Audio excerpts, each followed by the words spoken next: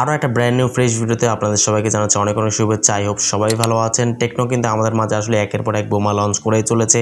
এরই ধারাবাহিকতায় টেকনো কিন্তু আমাদের মাঝে টেকনো পোভা কার 5G এই স্মার্টফোন কিন্তু নিয়ে আসতে চলেছে। ফোনটাতে যা কনফিগারেশন ইউজ করা হয়েছে তা জানলে কিন্তু রীতিমতো আপনিও একদম আমার মতো অবাক হয়ে যাবেন। ফোনটাতে ব্যবহার করা হয়েছে 6.78 ইঞ্চের ফুল এইচডি প্লাস রেজলিউশনের AMOLED panel, MediaTek Dimensity 7300 ultimate, এটি most powerful gaming chipset, 8GB র্যামের সাথে 128GB ইন্টারনাল স্টোরেজ, সামনে পেছনে উভয় সাইডে 4K রেজলিউশনের ক্যামেরা সুবিধা, 5500 mAh বিশাল ব্যাটারির সাথে থাকছে 45 ওয়াট ফাস্ট চার্জিং সুবিধা, আরো থাকছে উল্লেখযোগ্য ফিচার। তো টেকনো পোভা কার 5G স্মার্টফোন এক্স্যাক্টলি আপনার জন্য কেমন হবে, ফোনটা বাংলাদেশে কবে আসবে, কত প্রাইস সেগমেন্টে আসবে, সমস্ত কিছু আজকের এই ভিডিওতে আলোচনা করার চেষ্টা করব।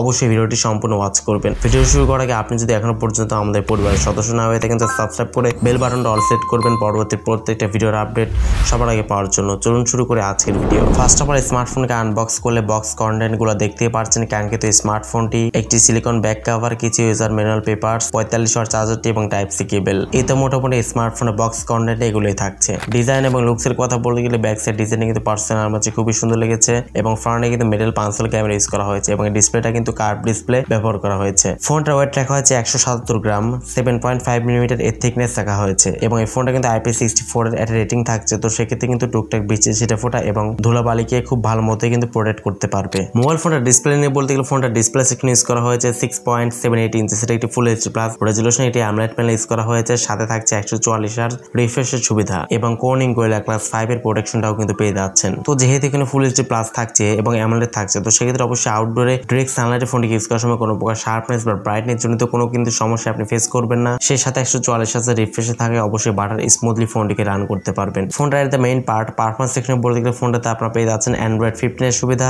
HyperOS 15 ইউজ করা হয়েছে, মিডিয়াটেক Dimensity 7300 আলটিমেট, এর এটি most powerful gaming chipset use করা হয়েছে যেটা 4 ন্যানোমিটার ফেব্রিকেশন বিল্ড করা এবং জিপিইউ হচ্ছে Mali G615। মিডিয়াটেক Dimensity 7300 এটি কিন্তু মোস্ট পাওয়ারফুল এটি গেমিং চিপসেট। যারা আসলে PUBG, free fire, call of duty, অ্যাসপল 9 এর মতো ভারী ভারী গেমস গুলো খেলতে চান তারা কিন্তু অনায়াসে খেলতে পারবেন, কোনো প্রকার সমস্যা কিন্তু আপনাকে ফেস করতে হবে না। এবং স্মার্টফোনে কিন্তু আপনারা দুটো র্যাম ভেরিয়েন্টে পেয়ে যাবেন, সেটা হচ্ছে 6GB RAM 128GB internal storage এবং 8GB RAM 128GB internal storage. এর ইউএফএস টাইপ রাখা হয়েছে 2.2। এক্সট্রা করে কোনো প্রকার মেমোরি কার্ড ইউজ করার সুযোগ কিন্তু থাকছে না। ক্যামেরা সেকশন বলতে গেলে স্মার্টফোনের ব্যাক সাইডে থাকছে দুইটা ক্যামেরা। মেইন ক্যামেরা হচ্ছে 64 মেগাপিক্সেল এবং সেকেন্ড ক্যামেরাটি হচ্ছে 2 মেগাপিক্সেল, একটি ডেপথ সেন্সর ইউজ করা হয়েছে সহকারী লেন্স হিসেবে এবং ফ্রন্টে থাকছে 13 মেগাপিক্সেল একটি ক্যামেরা। ফোনটা সামনে পেছনে উভয় ক্যামেরাতে সর্বোচ্চ আপনারা 4K তে 30 fps এ ভিডিও রেকর্ডিং করতে পারবেন। এছাড়া ফোনটাতে থাকছে লাউড স্পিকার, 3.5 মিলিমিটার হেডফোন জ্যাকটা থাকছে না, under display optical fingerprint scanner সুবিধাও পেয়ে যাচ্ছেন এবং ইউএসবি টাইপ সি পোর্টের সুবিধাও পেয়ে যাচ্ছেন। তো এট লাস্ট ফোনটার ব্যাটারি সেকশনে বলতে গেলে ফোনটাতে আপনারা পেয়ে যাচ্ছেন 5500 mAh একটি ম্যাসিভ ব্যাটারি সেটআপ এবং